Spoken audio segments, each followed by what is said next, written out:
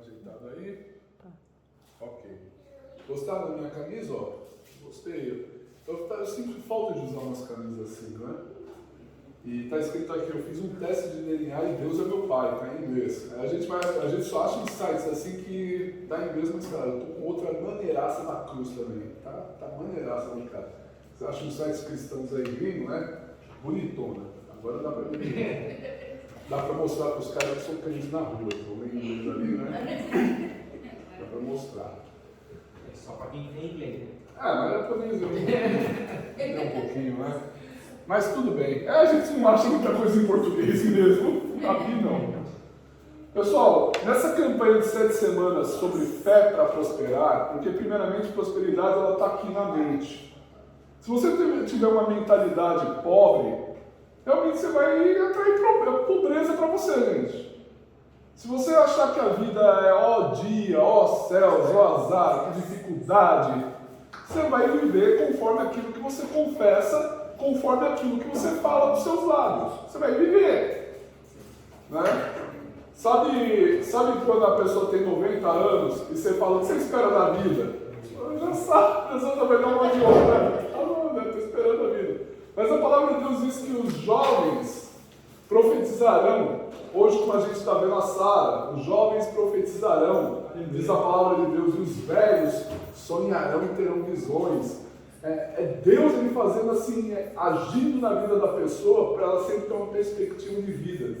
Diz que a gente morre mais de aposentado do que trabalhar, né? Aposentou, a gente parece que perde a utilidade.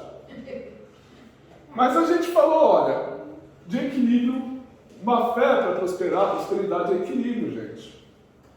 A gente falou de saúde, porque sem saúde a gente não faz, a gente não produz, a gente não trabalha. Então, para a gente cuidar do nosso corpo, a gente cuidar, eu já perdi uns 7 quilos já, né? Estou cuidando aqui também.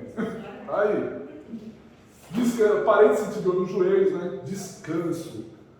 Como que a gente vai produzir se a gente não descansar? Eu estou falando de prosperidade, mas em nenhum momento eu falei de dinheiro, gente. Eu falei de coisas espirituais. Dinheiro é só consequência. Se você descansa, você está bem. Então aproveite o dia de descanso, porque se Deus não falasse na palavra de Deus de descanso, é sinal que às vezes o homem ele não deixaria de pecar por falta de descanso. A falta de descanso é um pecado, por isso que Deus fala para tirar o 7º dia, santificar, descansar, contemplar. Generosidade. A generosidade, uma pessoa próspera, ela é generosa, ela abençoa o teu próximo, abençoa o teu irmão, abençoa a obra de Deus. Ela abençoa, ela é generosa. E a generosidade gera generosidade. Um dia a Patrícia estava falando, sabe por que eu trato bem as pessoas no trânsito? Às vezes eu deixo a pessoa passar isso, aquilo, porque generosidade chama generosidade. Coisa simples. E às vezes você também está no trânsito, a pessoa dá uma generosidade para você. Obediência. Se a gente não tiver obediência, como que a gente prospera? Se a gente não tiver disciplina, a gente não prospera. E hoje eu quero falar de algo que faz parte da fé para prosperar, que é família. Eu confesso para vocês que eu estava orando, e eu ia fazer as palavras semana passada, eu não lembrei, era o Júnior que trouxe, mas foi uma palavra de Deus poderosa, que marcou minha vida. E hoje eu entendo que se a gente não também, a gente fala de família, se a gente não cuidar da nossa família, a gente somos infelizes, gente. Somos infelizes. E às vezes a gente pode pensar, poxa, quem deveria estar ouvindo isso aí não está aqui, mas é para nós, porque parte de nós. O que a palavra de Deus diz? Que o marido crente, o marido que serve a Deus, ele santifica a esposa descrente. E a esposa crente santifica o marido. Isso diz a palavra de Deus. Então eu acho interessante que, eu quero falar o que tem a ver com finanças, mas aonde a família está à frente. Coloca lá em Mateus 15, de 1 a 9. Mateus 15, de 1 a 9.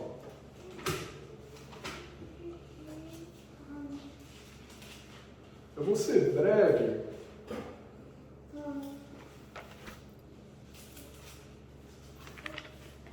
Quem achou, pode ler para mim, por favor? Mateus 15. Isso, do verso 1 ao verso 9. Quer ler, tia? Peraí, não achei. Agora achei. O 9. Do 1 até o 9. Vai, vamos até o 9. Isso. Então chegaram ao pé de Jesus uns escribas e fariseus de Jerusalém, dizendo: por que transgridem os teus discípulos a tradição dos anciãos, pois não lavam as mãos quando comem pão?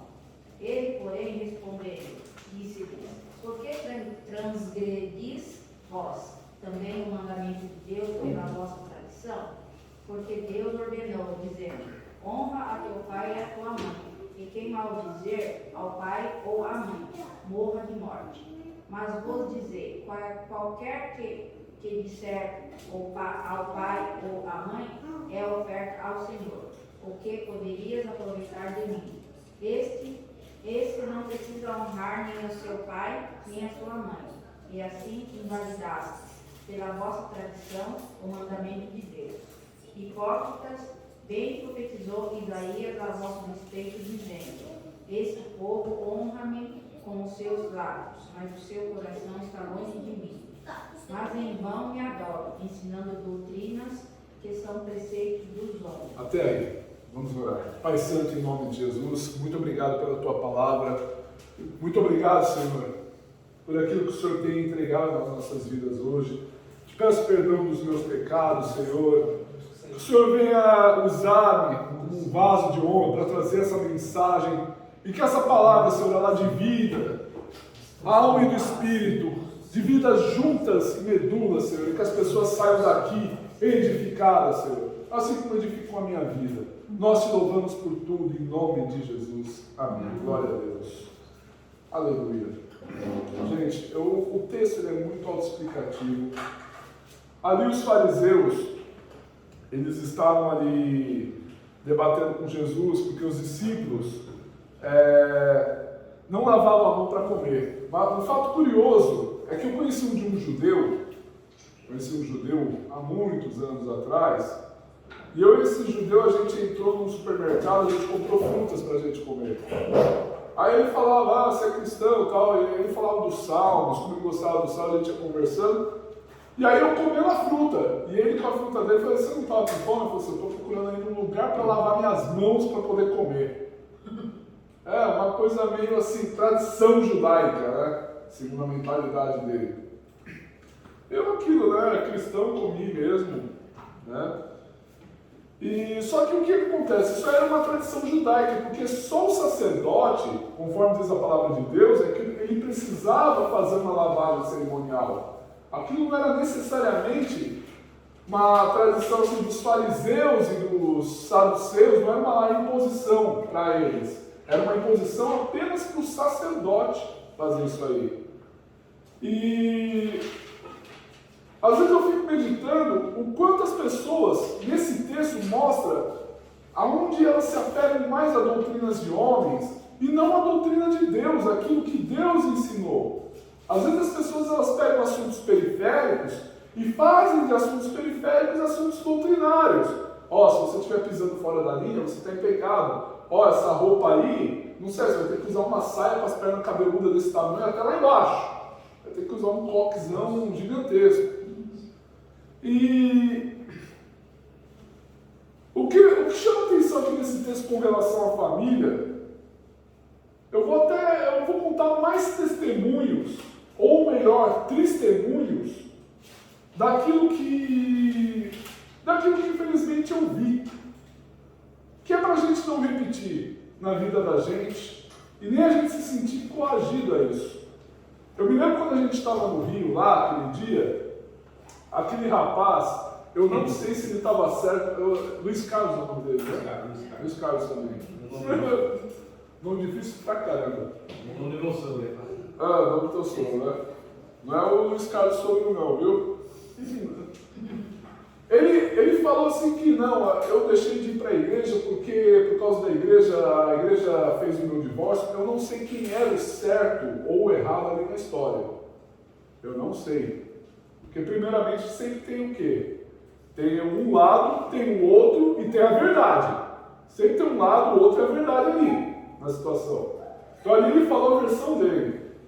O que eu estou falando aqui são coisas que eu já vivenciei e vi na igreja. Por causa do quê? Por causa da tradição dos homens que vem prejudicar a família. Às vezes, e aí eu fico pensando, puxa vida, eu já vi casos realmente em que a igreja fez o marido e a esposa se divorciarem. Já vi isso. Vi com esses olhos.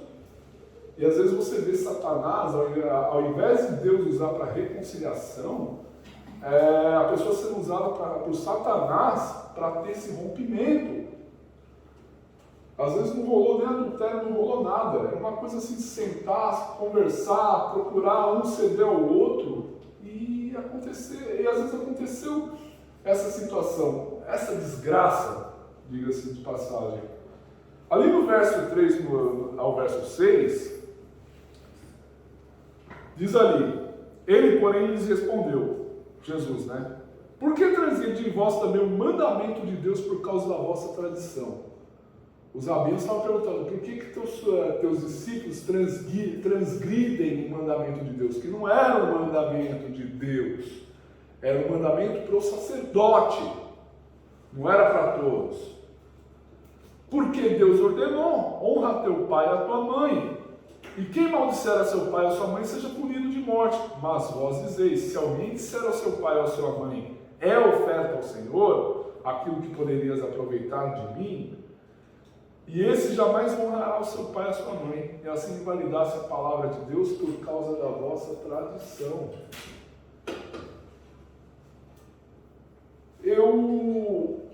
Os pais, eles ficam velhos. Os pais, chega um momento que eles não conseguem trabalhar. E honrar pai e mãe, muitas vezes aqui, eram questões financeiras, aqui no texto bíblico. Mas o filho, quando ele via que honrar o pai e a mãe era muito caro, ele falava assim, sabe o que é? Esse dinheiro aí que eu tinha que honrar você, às vezes era mais barato dar uma oferta a Deus do que honrar o pai e a mãe. Mais barato. Aí, nem a oferta era uma coisa de coração ali. Era uma coisa de coração ali, sabe? Não era uma coisa muito de coração. Era um bom negócio, para falar a verdade. Assim. Isso aqui é Corban. O nome dessa oferta era chamada, segundo a tradição, Corban. Isso aqui é Corban, oferta ao Senhor. Eu não posso ajudar vocês. Aí os fariseus aceitavam também. Os fariseus, saduceus, não eram bobo, né? Aceitavam a oferta. Foram eles mesmos aí que aceitaram, deram 30 moedas para Judas trair Jesus. E depois, quando Judas quis devolver o dinheiro, eles usaram esse dinheiro. Esse dinheiro ele não pode pegar porque é maldito. Então eles usaram o dinheiro lá para comprar, se eu não me engano a palavra, lá no cemitério, alguma coisa ali. E aí você começa a meditar que muitas vezes o corpo de Cristo, quando eu falo corpo de Cristo, eu incluo nós nisso. A gente age com negligência com a família. Gente, igreja vai passar, pastor vai passar, amigo vai passar na tua vida, a tua família não. Tua família não vai passar, gente. Então, assim, a primeira instituição que Deus colocou na terra foi o quê? A família. Colocou homem e mulher, família. Ele colocou homem e mulher ali. E a igreja nasce da família. Uma igreja é formada por famílias. Se não for formada por famílias, também tem representantes da família ali. Então ali a gente vê casos, e muitas vezes, o que eu estou contando aqui de testemunho, eu vou contar um. Que eu já vi pai e mãe ser negligenciado por filho. Por quê?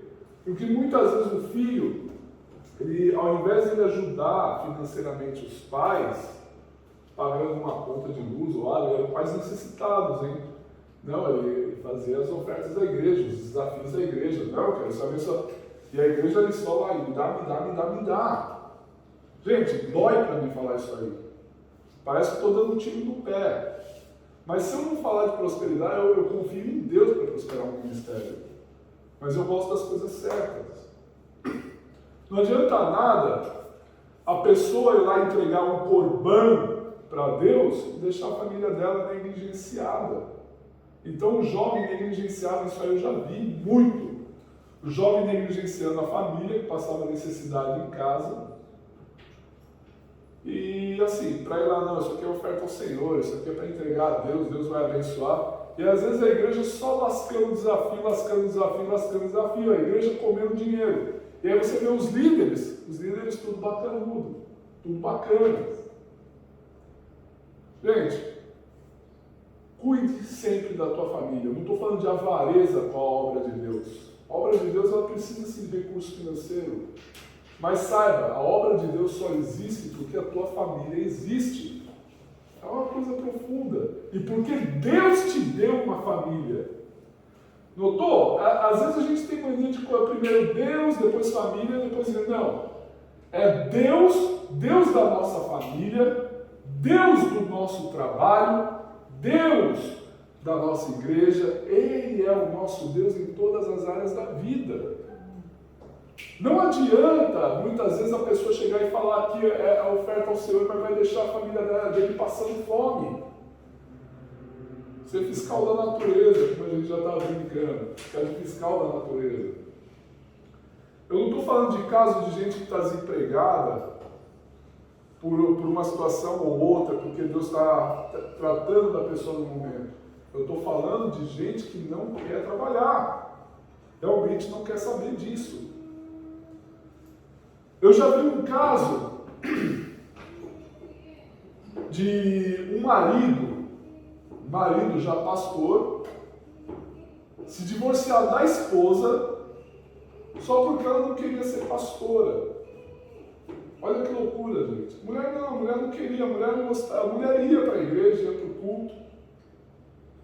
E às vezes ele fala, não, eu sou pastor, você tem que estar junto, você tem que estar atuando na obra, você tem que estar não sei o quê.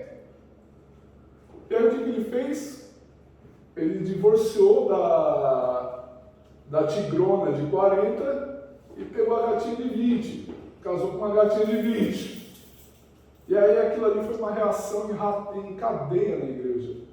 Nunca se falava na igreja de divórcio, gente. Não se falava.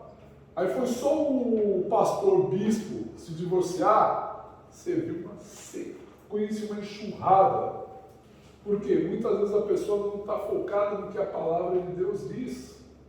Ela está olhando assim, o que o líder está fazendo. Às vezes a gente fica perguntando para as pessoas, posso isso, posso aquilo, mas você já sabe a resposta. Às vezes quer o quê? Legalização do pecado, só isso. Eu já vi outro caso também, da mãe ir para o culto, levar a filha, isso aí foi irônico. Depois ela foi embora e deixou a filha lá. A filha, aí você pergunta, cadê tua mãe? Não sei, ela foi embora. Aí você tenta achar a mãe, era uma época que celular era coisa de rico.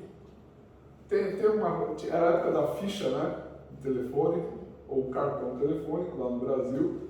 Tem o telefone da sua casa? Você ligar para mim, tua filha está aqui, ó. Sério? Eu esqueci minha filha na igreja.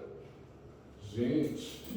Você ligar para a pessoa na casa, a pessoa já estava na casa dela, nem se tocou que levou a filha para a igreja e largou a filha lá. É muita, eu não sei se é dorga, gente, se são dorgas, né? Não sei.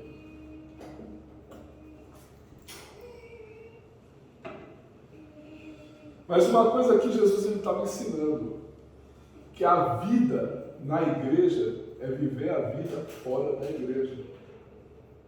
Está entendendo? A igreja, o que a gente aprende na casa de Deus, na igreja, não é ponto de chegada, é ponto de partida. Tudo que você aprende na vida, na igreja, em escola, em qualquer lugar que você aprende, não é ponto de chegada, é ponto de partida. Talvez, meus irmãos, vocês nunca tenham ouvido uma palavra como essa. Não sei, talvez eu esteja um pouco andando na contramão aqui, mas eu também não estou querendo trazer nenhuma heresia. Aquilo que a gente aprende na palavra de Deus é ponto de partida, não ponto de chegada. E às vezes a gente vê as pessoas abusando realmente dos irmãos, nessa que você começa a ver desviado, Pode apostar. Geralmente, todos os desvios que eu conheci sempre foram de meras decepções dentro da casa de Deus. Aí você vai conversar com a pessoa, você começa a perceber. Às vezes a pessoa não escolheu um bom líder. Tem tudo isso aí, gente. Não escolheu um bom líder para orientar ela. Às vezes a pessoa ela não teve um bom... Às vezes a pessoa ela era... cordeirinho, né? Tudo que falava, a pessoa falava, se o pastor falasse fulano, fica pulando com um pé só ali na parede, a pessoa fica lá pulando com um pé só. E isso aí começou a gerar abuso.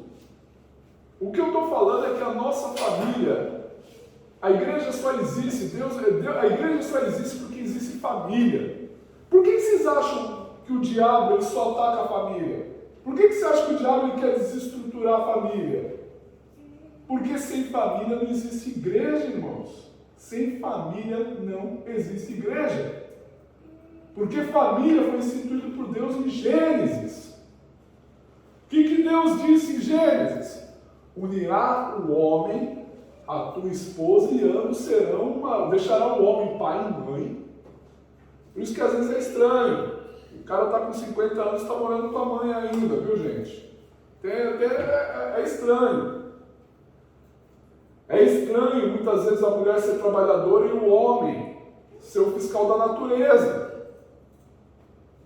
Deus não estabeleceu papel para homens e mulheres, para a gente cuidar da família. Eu sei que é um assunto muito assim, profundo, que deveria ter uma campanha só para falar disso.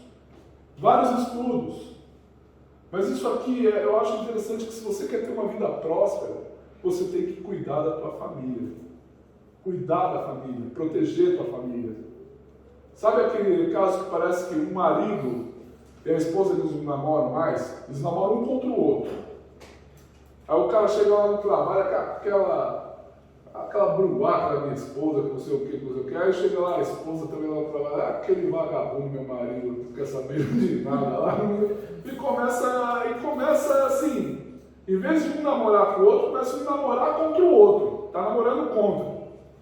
Você namora contra quem? Namora contra o fulano ali, contra ele que eu estou namorando. Se isso fosse um culto de jovens, eu ia falar, é mau humor isso aí. Não é namoro, é mau humor. É um que namora contra o outro. Né? E isso aí me lembrou um caso que eu aconselhei, foi numa igreja lá do Brasil, né? Sempre tem que ser do Brasil, porque aqui é cidade, né? O marido chegou chorando um dia lá na igreja, falando, a minha esposa me abandonou. Eu falei, calma, mas por que tua esposa te abandonou? O marido era marido crente.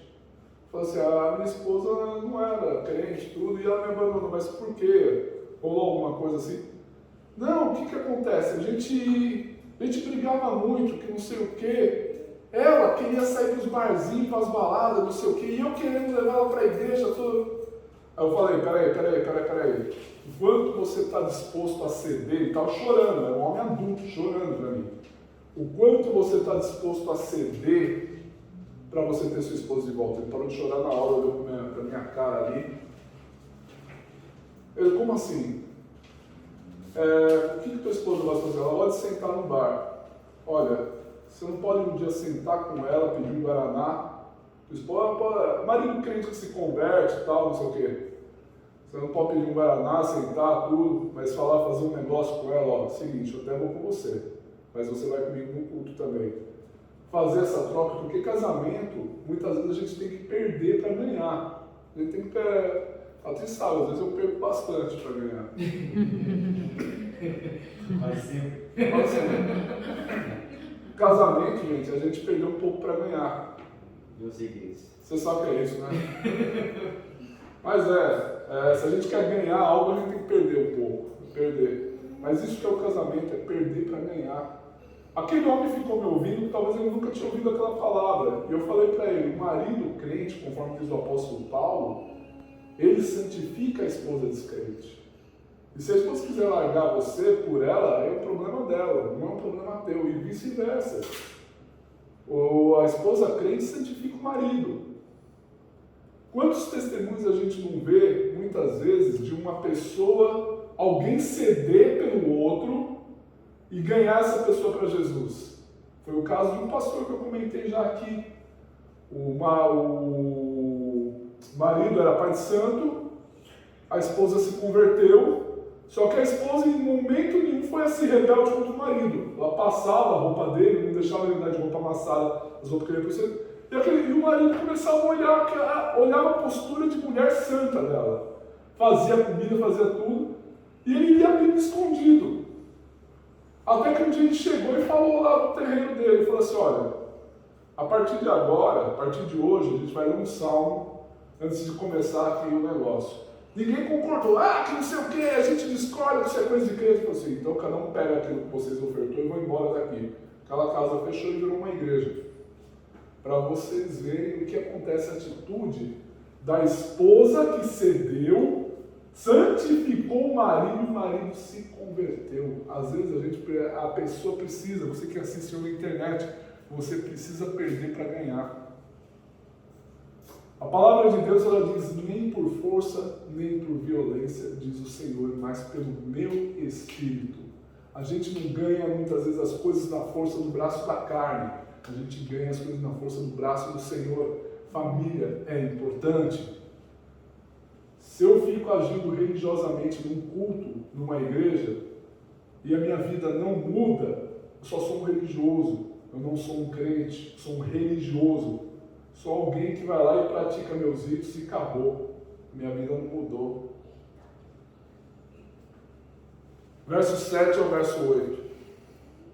Hipócritas, bem profetizou Isaías a vosso respeito, dizendo, esse povo honra-me com os lábios, mas o seu coração está longe de mim. A religiosidade mata bons filhos de Deus. A religiosidade mata boas filhas de Deus. A gente tem a nossa consciência, concordo? A gente tem a nossa consciência, mas muitas vezes a religiosidade, se a minha vida não muda com Deus, eu só estou cumprindo ritos. Será que às vezes a gente está se punindo porque acha que serve a Deus? Às vezes é igual eu comentei um dia numa nossa reunião de quarta-feira online. Ninguém gosta de luta, irmãos. Ninguém. Mas se veio, aceita, porque às vezes Deus quer ensinar algo. O problema é eu ir caçar a luta. Eu ir atrás, não, vou provocar esse negócio. Aí se você está provocando a luta, é pecado. É uma coisa que você está provocando, é algo que Deus não te deu. Está querendo provocar. Isso não é prosperidade. A prosperidade é você ter o reino de Deus dentro de você. Quando você começa a ter o reino de Deus dentro de você, a tua família é abençoada. O que diz a palavra de Deus? Crê no Senhor Jesus e serás salvo tu e a tua casa. O que diz a palavra de Deus? Eu e a minha casa serviremos ao Senhor. O que diz a palavra de Deus? Até a terceira, quarta geração, a minha família vai ser abençoada. Faz o seguinte, profetiza sobre a tua família aí. Começa a orar, profetiza sobre a tua família. Profetiza. Profetiza, meu filho vai ser um profeta, meu marido vai se converter.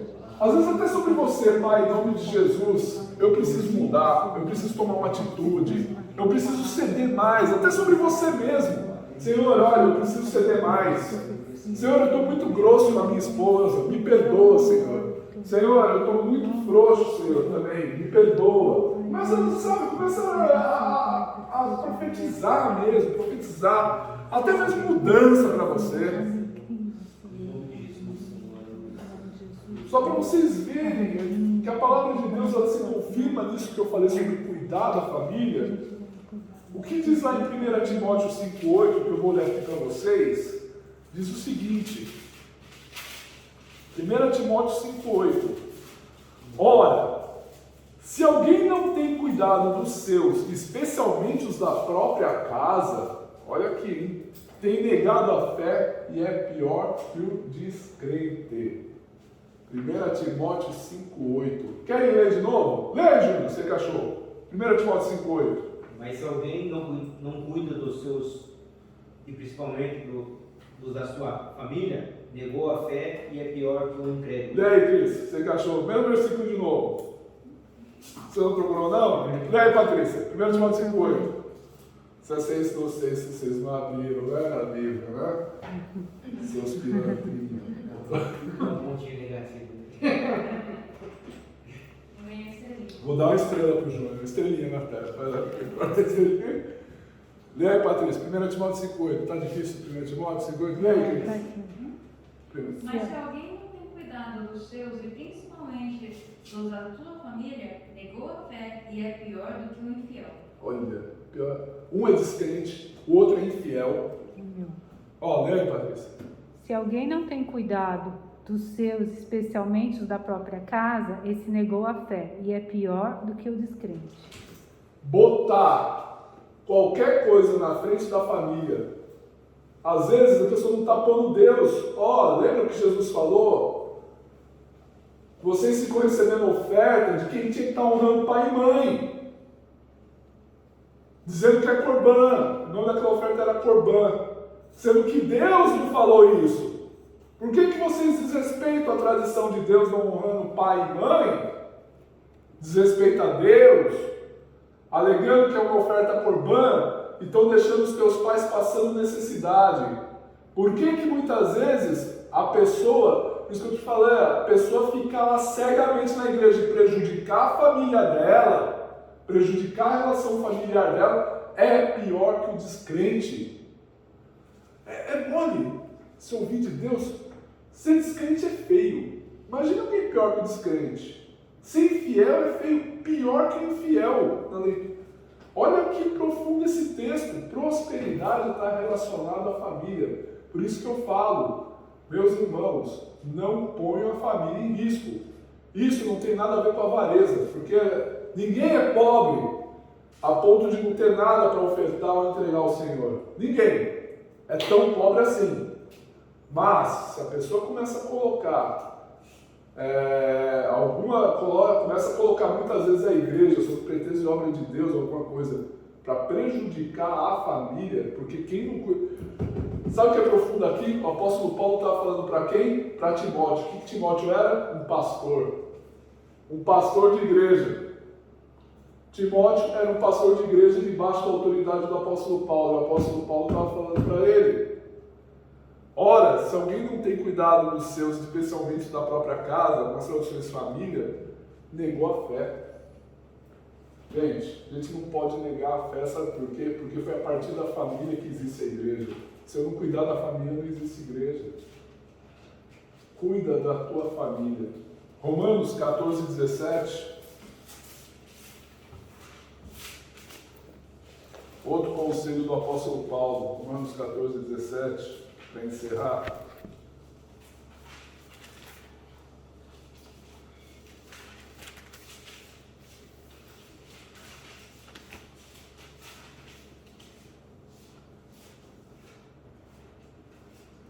porque o reino de Deus não é comida nem bebida, mas justiça e paz e alegria no Espírito Santo. Família é alegria no Espírito Santo, é o reino de Deus. É reino de Deus. Amém, irmãos? Essa é a palavra que eu queria entregar para vocês. Vamos orar já pela ceia. Aproveita nesse momento, com o tempo que eu tenho aqui, para pedir perdão dos seus pecados. Eu sou daquela pessoa que adota o seguinte. Eu acho importante, se você não é batizado ainda, procurar se batizar. Eu acho muito importante, que não é nada mais, nada menos que você dizer, não, eu quero Jesus na minha vida, e você confirmar isso para o mundo exterior. Mas, quem tem que tirar a pessoa da ceia ou não sou eu, é Deus. Então a pessoa tem que fazer uma análise sobre a vida dela, porque a palavra de Deus diz, examinai o homem a si mesmo, peça perdão dos seus pecados, e abrir mão da ceia muitas vezes também não quer dizer que está sendo bonito com Deus. Olha, eu não vou cear porque eu sou um pecador. Porque assim, se for assim, ninguém aqui mereceria cear, todos somos. Mas é o momento da gente para renovar a nossa aliança com Deus. Pelo menos eu sou dessa linha teológica que defende isso aí, porque eu nunca fui excluído de uma ceia.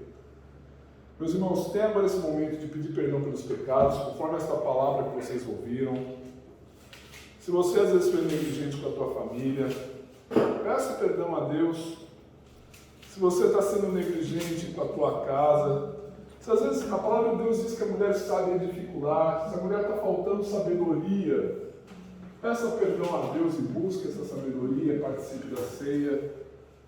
A palavra de Deus diz que a esposa é a glória do marido. Se o marido maltrata a esposa, peça perdão a Deus. Sabe,